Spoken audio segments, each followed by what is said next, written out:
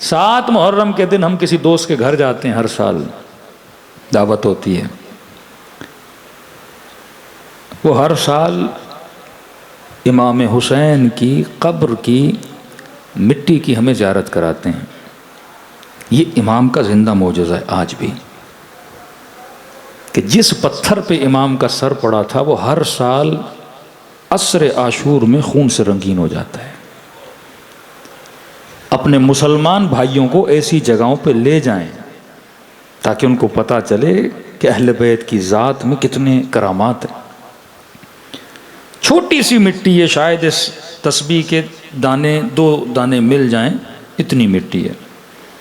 کہ مولانا کسی خادم امام حسین نے یہ مٹی دی ہمیں، اور وہ کہنے لگے کوئی 4 فرسخ تھے یا 3 فرسخ، مجھے یاد نہیں، اتنے دور امام حسین کی قبر سے، یعنی مولا کی قبر سے جو نزدیک ترین پلر ہے اس کے نیچے کی مٹی ہے۔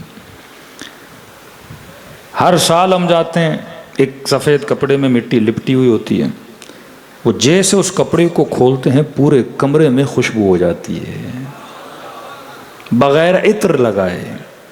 اتنی خوشبو ہے اس مٹی میں جس میں حسین کو دفن کیا گیا ہے۔ اور کہتے ہیں جیسے شام غریبہ ہوتی ہے، سفید کپڑا، چھوٹی مٹی ہے، ہر سال شام غریبہ کو وہ خون سے رنگین ہو جاتی ہے۔ کپڑا بھی خون سے رنگین، مٹی بھی خون سے رنگین، لیکن جیسے عشر عاشور ڈھل جاتا ہے وہ رنگ بھی پھر غائب ہو جاتا ہے۔ اسی طرح یہی مٹی حرم امام حسین میں بھی لائی جاتی ہے، جو وہاں پہ زائرین موجود ہوتے ہیں ان کو دکھائی جاتی ہے، پھر دوبارہ بند کر دی جاتی ہے۔ اسی طرح شام میں جس پتھر پہ امام حسین کا سر رکھا گیا تھا وہ پتھر موجود ہے، عصر عاشور کو اس پتھر سے خون بہنے لگتا ہے۔ یہ اہل بیت کا زندہ معجزہ ہے۔ اگر وہ مٹی لال نہ بھی ہوتی تو ہمارا ایمان تر و تازہ تھا، لیکن وہ لوگ جو غفلتوں میں رہ رہے ہیں ان کے ایمان کو تازہ کرنے کے لیے خدا پھر بھی غفلت سے بیدار کرنے کے لیے اپنے حبیب کے نواسے کا کوئی معجزہ دکھاتا ہے کہ تیرا ایمان تر و تازہ ہو جائے۔ مشہد الرضا میں تقریباً کبھی نہ کبھی شب جمعہ کوئی نہ کوئی معجزہ ہوتا ہے، کسی گونگے کو زبان ملتی ہے، کسی اندھے کو آنکھیں ملتی ہیں۔ اب آپ سوچیں کہ مولانا ہمارے ساتھ معجزے کیوں نہیں ہو رہے؟ معجزہ صرف یہ نہیں کہ اندھے کو آنکھ ملے، معجزہ صرف یہ نہیں کہ جس کا بازو ٹوٹا ہوا ہے خدا اس کا بازو ٹھیک کر دے۔ یہ تو ظواہر، ظاہری بدن کے نقص کو دور کرنے کا معجزہ ہے۔ اصل معجزہ حسین کی مجلس کرتی ہے۔ جو بیماریاں، نفس کی بیماریاں ہیں تیرے اندر ہیں، اس بیماری کو حسین کی مجلس دور کر دیتی ہے۔ اور بیمار تھا، حسین کے در پہ آیا، شفا ملی، رحمت اللہ بن گیا۔ زہیر بیمار تھا، مدینے سے چلا ہے امام حسین کے ساتھ غلاموں کو کہا کہ میرا خیمہ دور لگانا، حسین کے ساتھ نہ لگانا۔ سیاست میں امام حسین کا موافق نہیں تھا، کئی ایسے شیعہ گزرے ہیں، جناب مختار امام حسن کی سیاست سے اس زمانے میں موافق نہیں تھے۔ زہیر امام حسین کے فیصلے سے کہ میں نے کربلا جانا ہے موافق نہیں تھے۔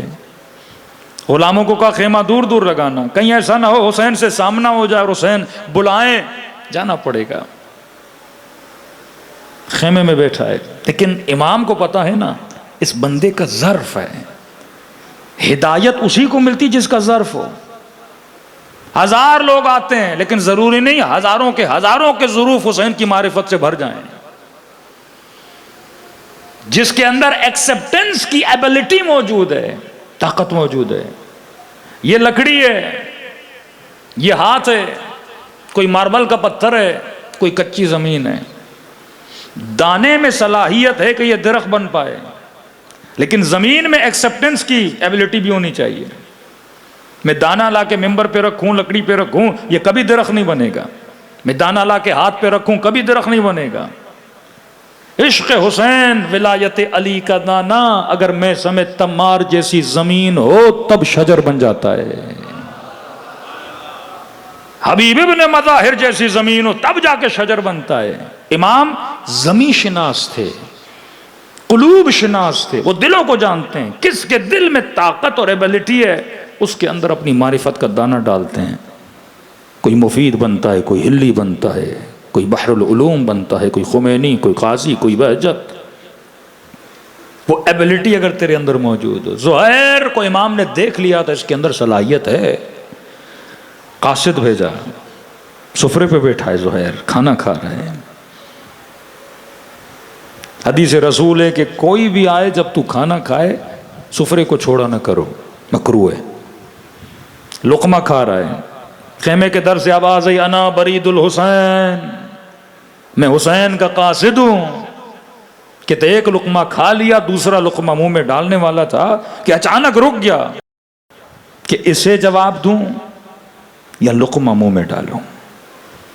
تھوڑی دیر رکا، خیمے کے پردے کے پیچھے اس کی بیوی نے سنا کہ انا برید الحسین، یہ حسین کا قاصد ہے۔